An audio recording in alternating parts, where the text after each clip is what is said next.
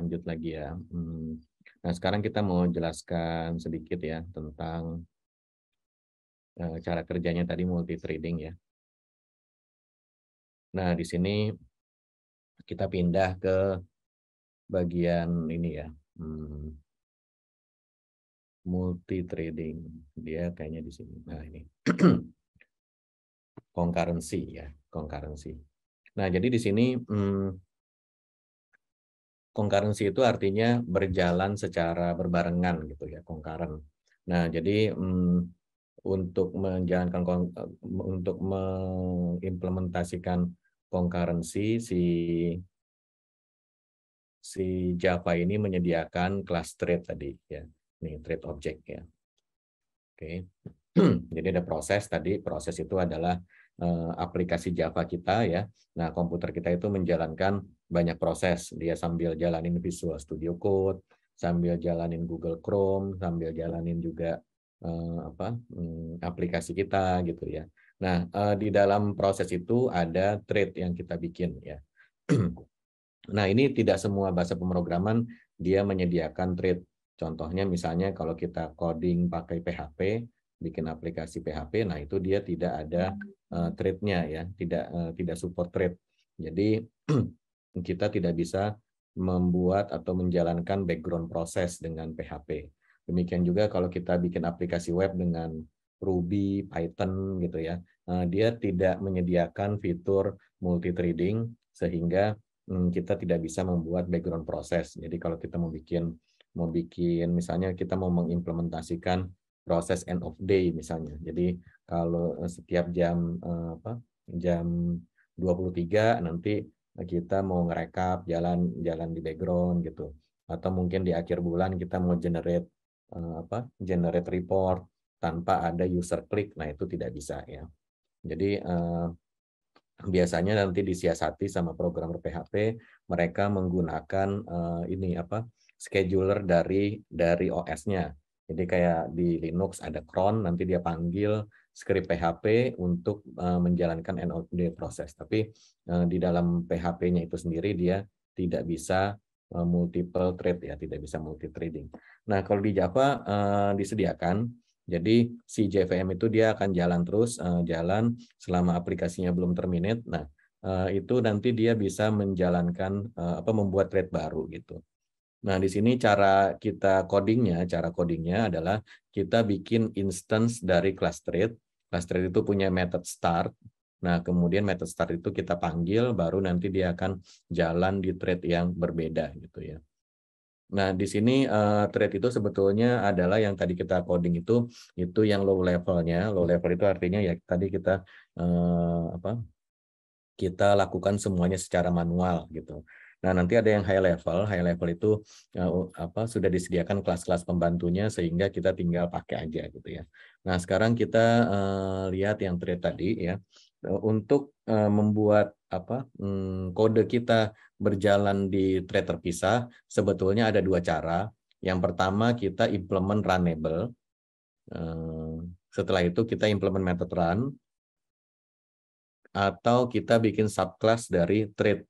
Nih, extend thread, sama juga kita harus implement method run gitu ya. Jadi sebetulnya mau ini atau ini sama saja secara codingnya. Cuma nanti beda sedikit waktu kita mau menjalankan. Kalau kita menggunakan kalau kita extend thread, berarti kelas kita sendiri ini sudah thread sehingga punya method start. Jadi bisa langsung kita instankan nih new ya. Tadi kita new chat handler kemudian kita start gitu bisa. Nah, tapi kalau misalnya kita pakai runnable, ini harus dibungkus dulu ke dalam thread ya. Jadi new thread dalam kurung kelas kita, kemudian baru dijalankan. Nah, contohnya seperti ini. Ini kita modif aja. Misalnya di sini ya. Misalnya kita di sini implement runnable ya. Nah, runnable. Ini secara coding kalau di sini tidak ada perubahan selain dia implement runnable ya. Ini tetap public void run, tetap bisa kita kasih konstruktor dan sebagainya. Cuma bedanya di sini, dia nggak bisa langsung di start.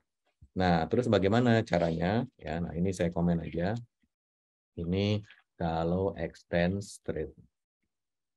Nah, kalau kita kalau kita pakai runnable, kita new thread. Nah, kita bisa memberikan masukan ini nih target ya. Kemudian bisa kita kasih nama gitu ya. Nah, kita kasih targetnya adalah new chat handler, nah, client handler ya. Client handler, S-nya itu socket. Nah, kemudian baru kita start. Nah, gini ya. Ini kalau extends runnable. Kalau implements. Nah, jadi beda-beda tipis aja. Tapi secara performance atau secara ini, secara apa penggunaan, secara fitur sama aja ya. Tidak ada perbedaan. Kenapa disediakan dua metode? Karena bisa jadi nanti kelas kita ini kita butuh extend dari kelas yang lain gitu. Kita butuh extend kelas yang lain. Nah, kalau di Java extend itu cuma boleh satu. Tapi kalau implement itu boleh banyak gitu. Nah, jadi sehingga kalau kita sudah extend kelas ini saya bikin juga deh biar ada ini ya, extends thread. Nah, jadi kalau kita sudah extend thread, kita tidak bisa lagi extend kelas yang lain gitu. Kadang-kadang kita butuh nih client handler misalnya mau extend kelas lain, misalnya extend JFrame atau apa gitu. Nah, sehingga kita tidak bisa extend JFrame, thread, nggak boleh. Karena extend itu cuma boleh satu. Nah, jadi solusinya adalah kita implement runnable. Jadi misalnya kelas client handler, extend JFrame, implement runnable. Nah, seperti itu bisa. Jadi ini disediakan pilihan untuk ini aja, untuk memudahkan gitu ya. Nah, seperti itu. Oke, ini tentang thread. Nah, di thread ini kita juga bisa memberikan nama ya. Coba kita pakai yang ini aja.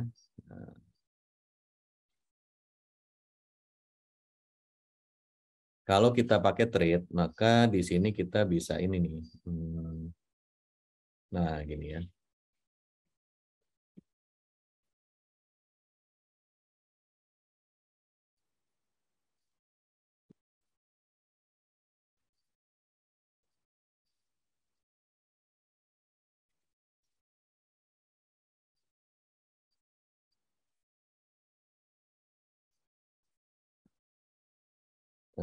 Get name ya, get name.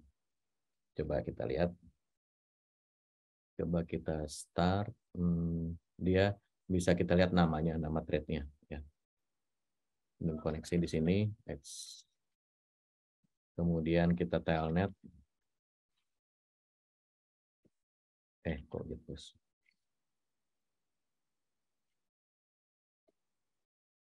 Nah, ini thread 0 ya. Halo. Nah, gini. Kemudian kalau di sini, dia thread 1. Nah, nambah lagi thread-nya. Kita connect lagi. Thread 2 gitu ya. Stop. Nah, stop. Quit. Kita connect lagi. Quit. Connect lagi. Nah, udah nggak bisa ya. Nah, jadi seperti itu ininya. Seperti itu ininya thread-nya ya. Thread-nya kita bisa kasih nama ya. Nah, kemudian gimana kalau runnable ya? Kalau runnable kan tidak ada method get name-nya ya karena dia implement runnable ya. Coba kita remark ini. Nah, gini ya. Ini nggak ada get name-nya. Nah, ini caranya berbeda. Kalau di ini kita remark dulu ya. Nah, ini kalau extend thread. Nah, kalau dia ini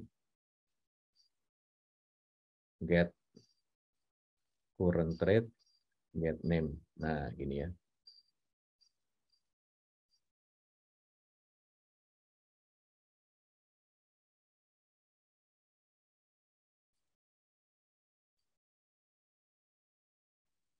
Jadi kita ambil dari menggunakan static method-nya. Ya.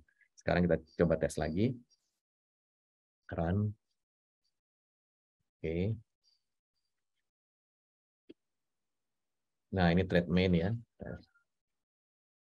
Coba kita connect lagi. Oh, trade-nya masih trade main ya. Ntar.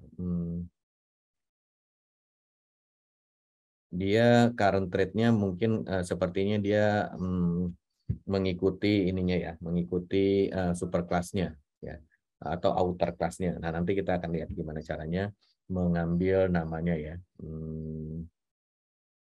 Oke.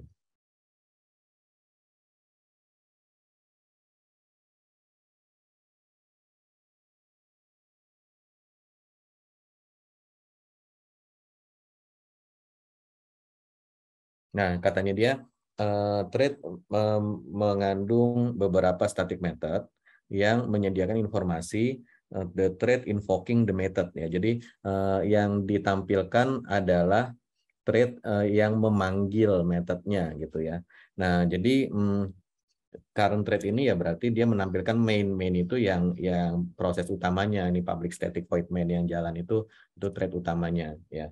Nah, sekarang bagaimana caranya kalau ambil trade-nya ya. Java get trade name from runnable. In runnable. Nah, gini ya.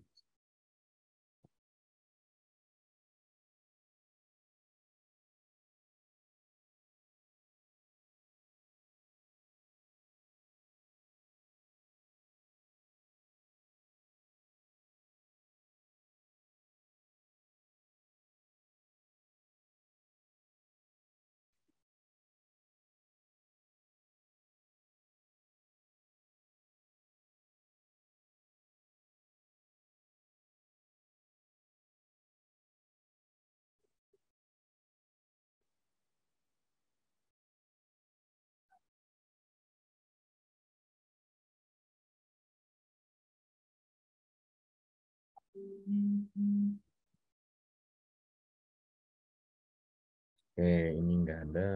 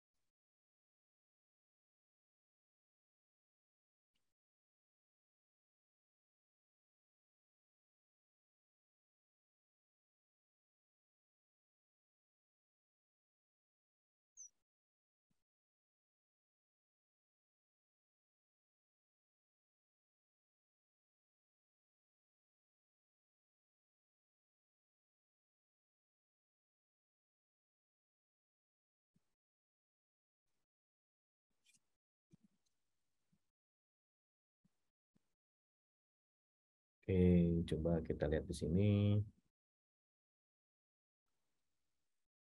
Mungkin pakai ini ya, pakai disk ya. Disk.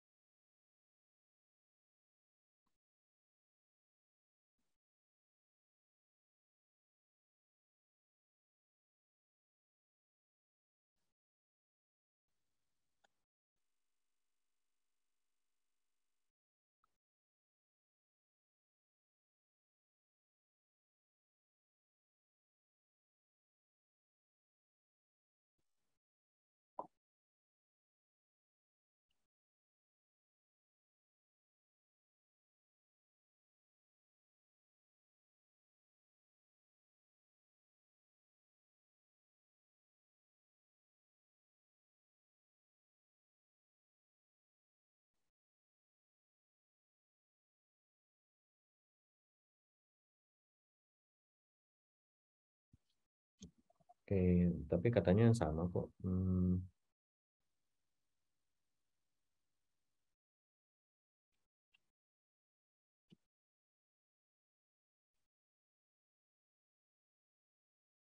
Oke, coba tes lagi lah.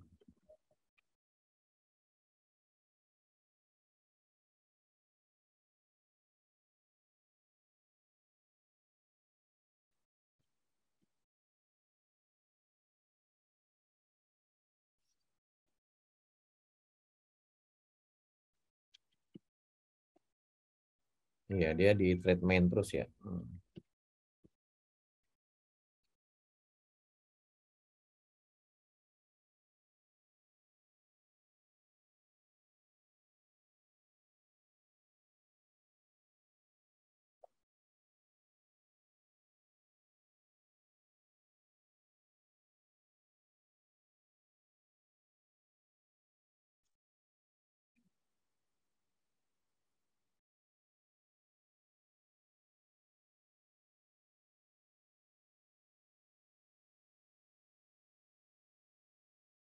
Oke, nggak apa-apa. Nanti kita cari lagi ya.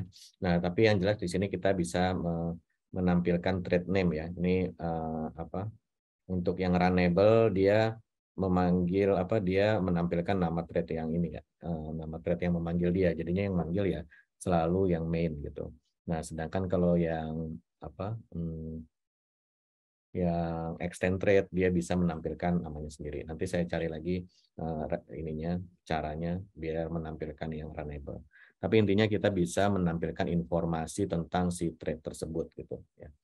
Nah, kemudian berikutnya join ini jadi kalau kita mau apa? Menunggu selesainya eksekusi thread yang lain. Nah, nanti kita akan demokan setelah ini ya. Jadi kalau ada beberapa thread jalan bareng, maka kita misalnya mau menunggu dia selesai baru exit gitu ya. Atau mungkin kita bisa demokan di sini contohnya. Ini saya komit dulu.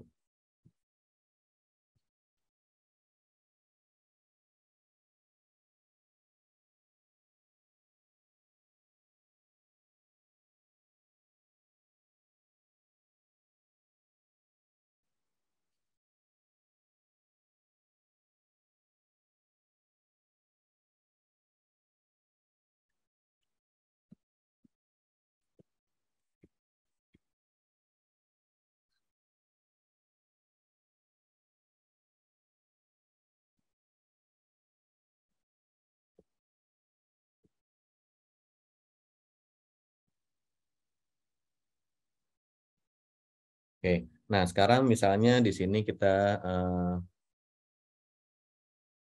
oh gini sih. Kita ini ya,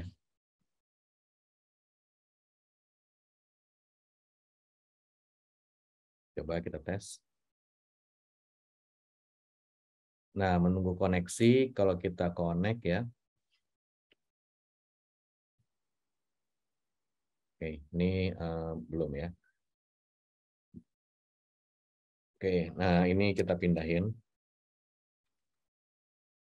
Nih, misalnya di sini di chat server multi. Nah, setelah dia menjalankan ini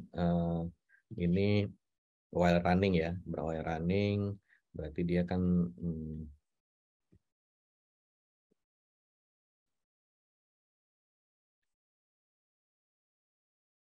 oh kita,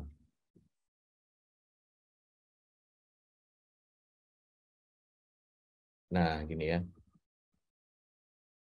oke, kita coba run,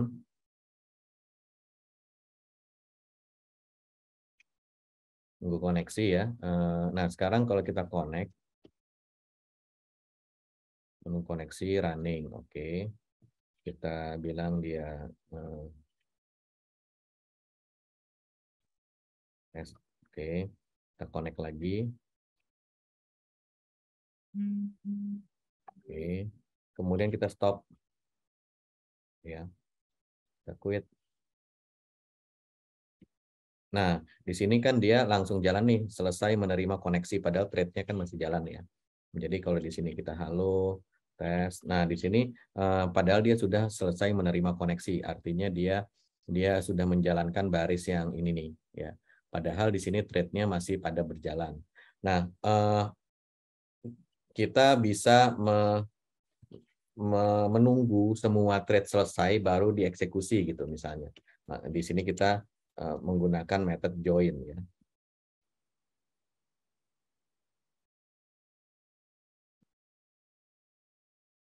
T join ya. Nah, untuk supaya dia bisa join, maka di sini kita perlu menambahkan variabel untuk menampung thread-thread yang kita bikin di sini ya.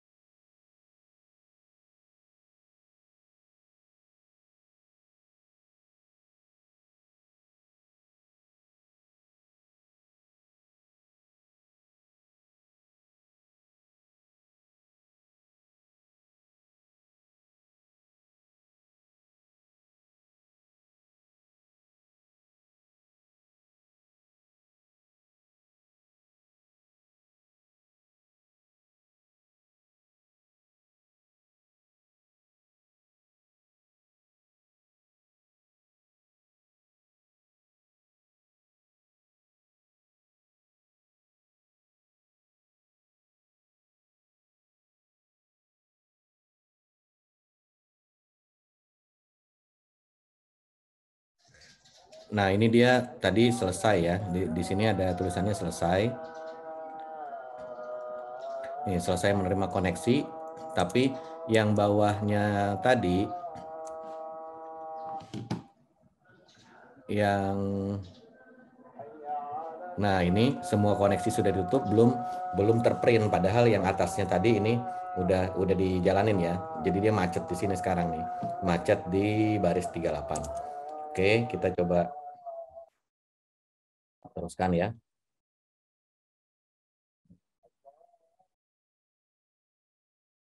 Nah, ini masih belum jalan. Begitu ini quit juga. Nah, baru semua koneksi sudah ditutup, baru dia tampil ya. Nah, gini. Jadi dia menunggu semuanya selesai dengan perintah join ini, dia nunggu semua thread selesai, baru kalau udah selesai semua, baru dia lanjut ke sini. Gitu.